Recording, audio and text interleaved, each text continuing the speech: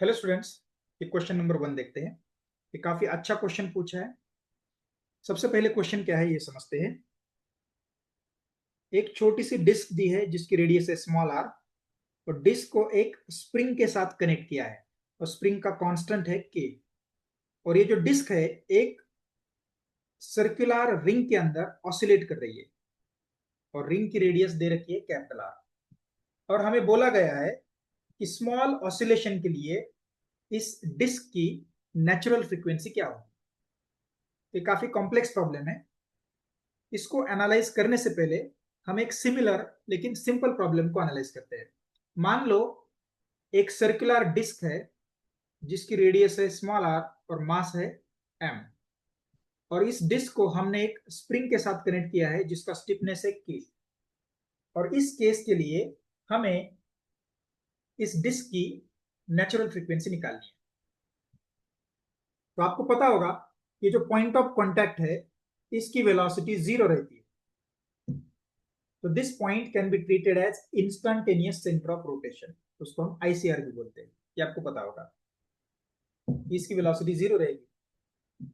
तो इसका practical meaning हम क्या ले सकते हैं, देखो। ये जो पॉइंट है this is virtually fixed for a small oscillation, तो इसको हम एक हिंज के तरह ट्रीट कर सकते हैं। तो this is a virtual hinge for small oscillation. तो हम मान सकते हैं कि ये जो डिस्क है इस हिंज के अबाउट ऑसिलेट कर रही है। तो उस केस में इसका जो मोमेंट ऑफ इनर्शिया रहेगा, सो मोमेंट ऑफ इनर्शिया आई रहेगा 3/2 mr²। तो सेंटर के अबाउट रहता है mr²/2। पैरेलल एक्सिस थ्योरम लगाओगे तो हिंज के अबाउट मोमेंट ऑफ इनर्शिया आएगा 3/2 mr²। और इसकी नेचुरल फ्रीक्वेंसी जो रहती है ओमेगा, तो omega is equal to square root of के थीटा डिवाइडेड बाय आई। तो के थीटा रहता है torsional stiffness of the oscillation. So torsional stiffness क्या रहेगा?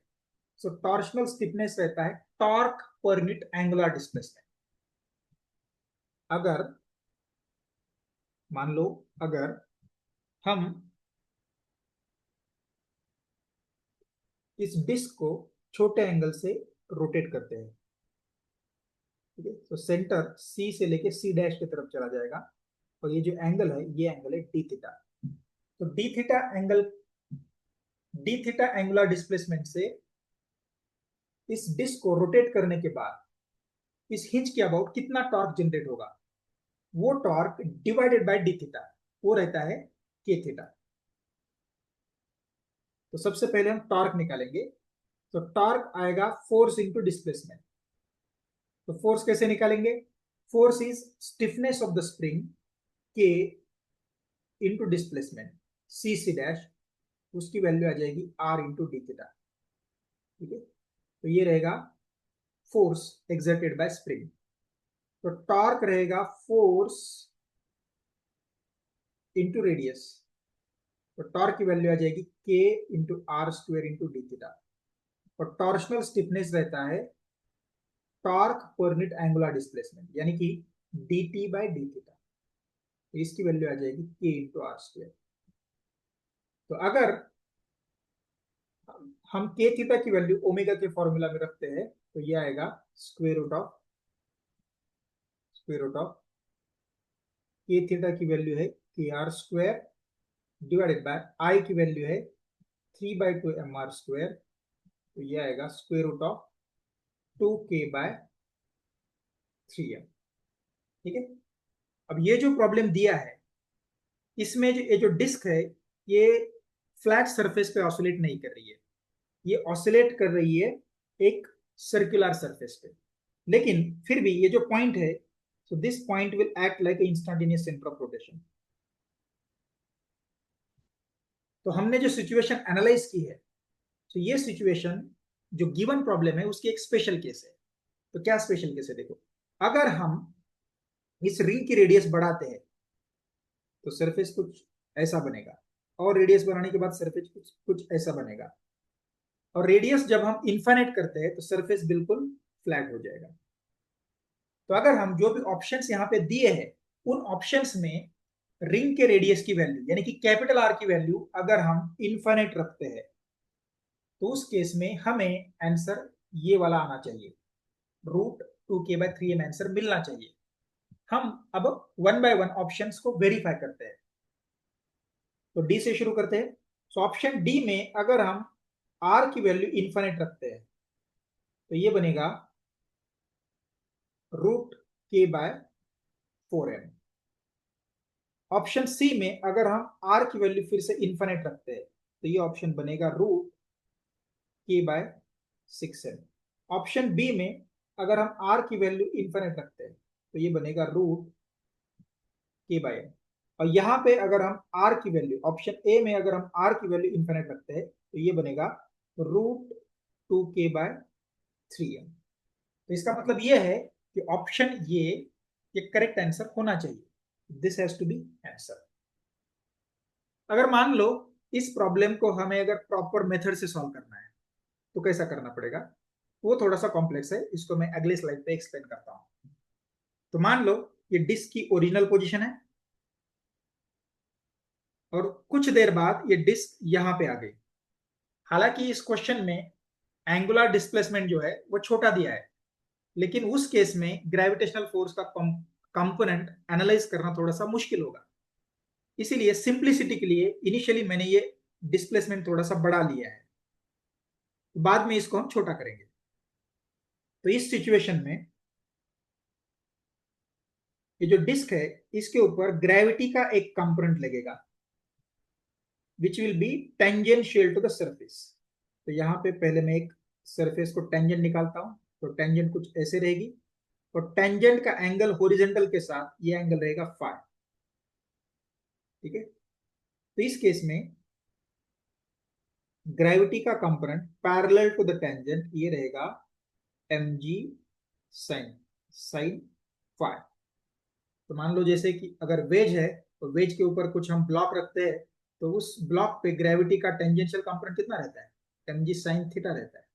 तो थीटा इज दिस एंगल। तो बिल्कुल उसी तरीके की सिचुएशन है, तो ये रिजल्ट हम डायरेक्टली यूज कर सकते हैं।